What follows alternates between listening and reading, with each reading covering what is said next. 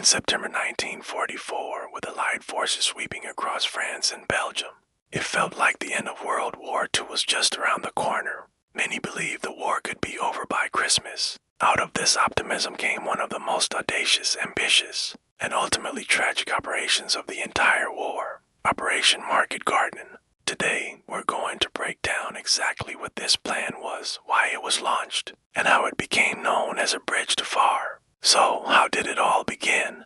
To the breakout from Normandy, the German army was in full retreat. Allied commanders were eager to press their advantage. British Field Marshal Bernard Montgomery proposed a daring plan. Instead of fighting their way through the heavily fortified German Siegfried Line, he suggested a single, massive armored thrust through the Netherlands straight into the heart of northern Germany. The idea was to bypass German defenses, cross the major rivers, and deliver a knockout blow to the Nazi war machine. The plan was approved quickly. Why? Well, everyone wanted a swift end to the war. Allied intelligence suggested that German forces in the area were weak and disorganized. Honestly, the flat terrain of the Netherlands seemed perfect for a rapid tank advance. It was a high-risk, high-reward gamble, and the Allies decided to roll the dice. The name Market Garden itself tells you a lot about how the operation was structured. It was actually two synchronized operations. First part was Market, the largest airborne assault in history up to that point. 3 entire airborne divisions, the U.S. 101st, the U.S. 82nd, and the British 1st Airborne, along with a Polish parachute brigade, were to be dropped deep behind enemy lines. Their mission was to seize a series of key bridges over the rivers and canals in the Netherlands, specifically at towns like Eindhoven, Nijmegen, and the final, crucial objective, Arnhem. The second part was Garden. This was the ground component, a massive column of British armor and infantry known as the 30th Corps. Their job was to race up a single, narrow highway, later nicknamed Hell's Highway, linking up with the paratroopers at each captured bridge. Once they connected with the final airborne unit at Arnhem, the entire force would pivot east and drive into Germany's industrial heartland, the Ruhr Valley. The plan was essentially to lay down a carpet of airborne troops that S Market, and then have the ground forces drive over it that S Garden. It was a brilliant, elegant plan on paper, but it depended on everything going exactly right. The ultimate goal was to deliver a single, lightning-fast strike that would cripple German industry and end the war. To do this, every single bridge along the route had to be captured intact. But one bridge stood out as the most critical of them all: the road bridge over the lower Rhine at Arnhem. This was the final hurdle. The Allies could capture and hold the Arnhem Bridge. They would have an open door into Germany. It was the linchpin of the entire operation.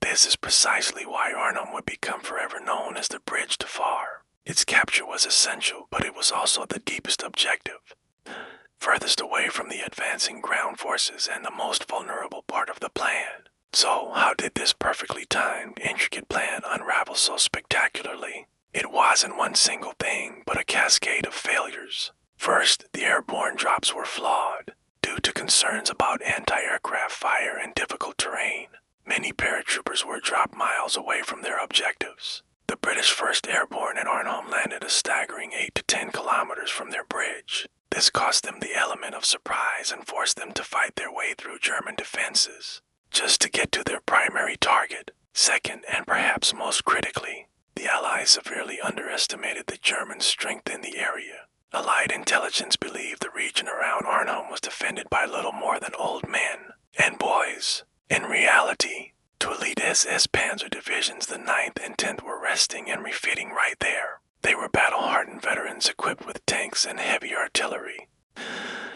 Paratroopers armed with only light weapons, dropped right on top of some of Germany's most formidable units. Third, there was the fatal flaw of the ground advance, the single road. The entire 30th Corps was channeled onto one narrow highway. This created an enormous logistical bottleneck. The Germans, recovering from their initial shock, quickly began counterattacking along the road's flanks. They blew up bridges, destroyed lead vehicles, and turned Hell's Highway into a massive, stagnant traffic jam. The armored column that was supposed to be racing to the rescue was often crawling at a snail's pace or stopped completely. Fourth, communication broke down almost immediately. The radios supplied to the British Airborne at Arnhem were notoriously unreliable.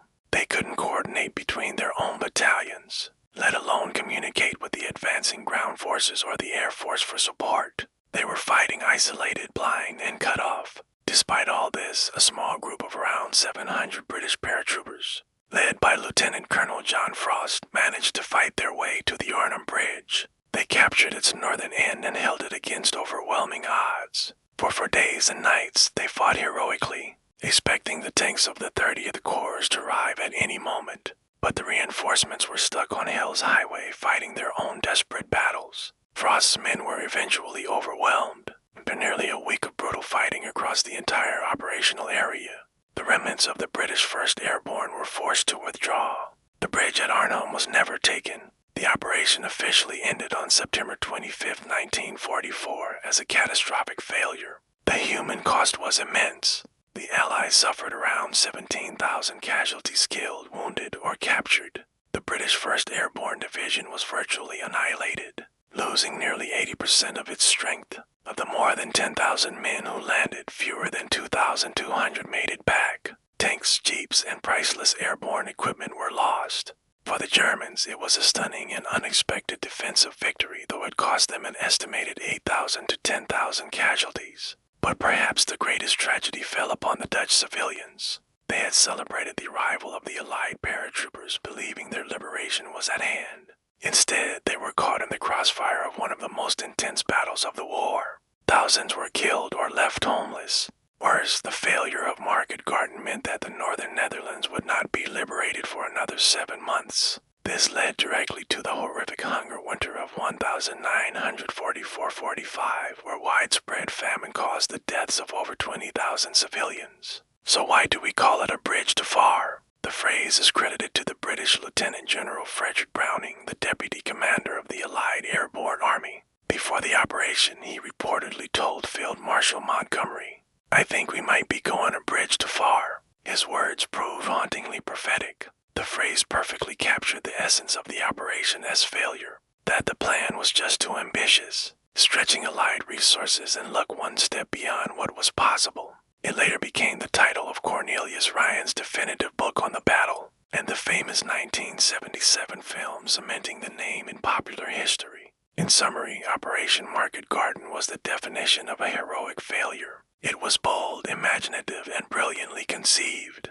but it was also deeply flawed in its intelligence, planning, and execution. It was a gamble that relied on everything going perfectly in the chaos of war. It was undone by poor logistics, unexpected German resistance, and simple bad luck. While it stands as one of the costliest Allied defeats of the war, it also remains a powerful testament to the incredible bravery and sacrifice of the soldiers who fought there. The men who dropped from the sky and the men who drove up Hell's Highway fought with a courage that is still remembered and honored today. Thank you for watching. If you found this explanation interesting, please consider liking the video and subscribing to the channel for more deep dives into military history. We'll see you in the next one.